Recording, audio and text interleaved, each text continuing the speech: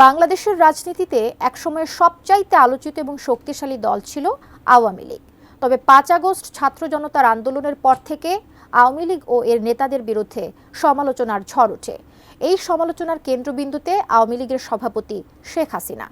আন্দোলনের চাপে তিনি ভারতে পালাতে বাধ্য হয়েছেন। তবে সম্প্রতি খবর ছড়িয়েছে কলকাতায় একটি বিশেষ বৈঠক করেছেন শেখ হাসিনা, যা মার্কিন গোয়েন্দা প্রধানের সাথে অনুষ্ঠিত হয়েছে বলে দাবি।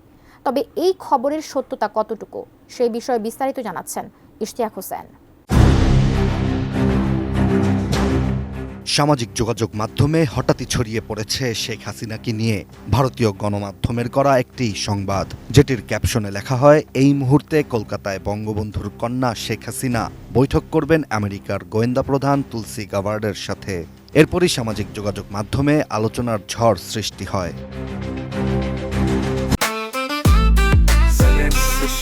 জেনএক্সে শিফট করো, লাইফকে লিফট করো।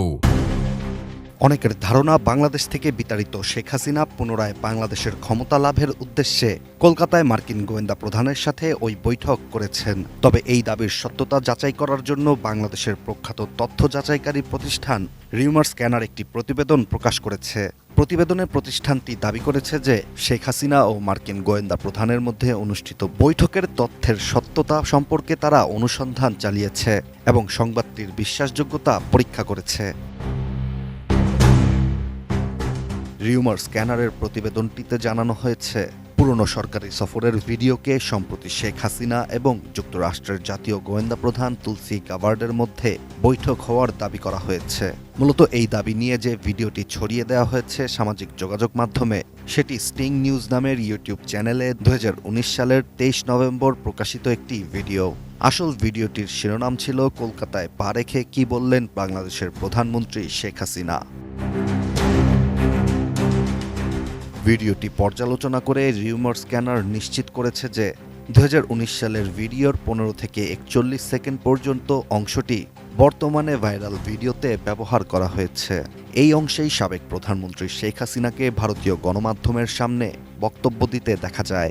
এছাড়া 71 টিভির ইউটিউব চ্যানেলেও একান্ত বৈঠকে বসছে শেখ হাসিনা ও মমতা শিরোনামের একটি ভিডিওতে শেখ হাসিনাকে সেই একই শাড়ি পরে ভারত সফরে দেখা যায়, যা আরও স্পষ্ট করে তুলে যে বর্তমানে ভাইরাল ভিডিওটি উদ্দেশ্যপ্রণীতভাবে তৈরি করা হয়েছে।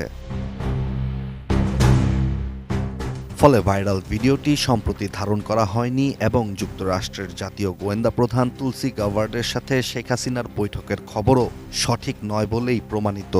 একটি পুরনো সরকারি সফরের ভিডিওকেই বর্তমানে বিভ্রান্তি সৃষ্টি করার জন্য প্রচার করা হয়েছে। Ishtiaq Hossain, ATN news.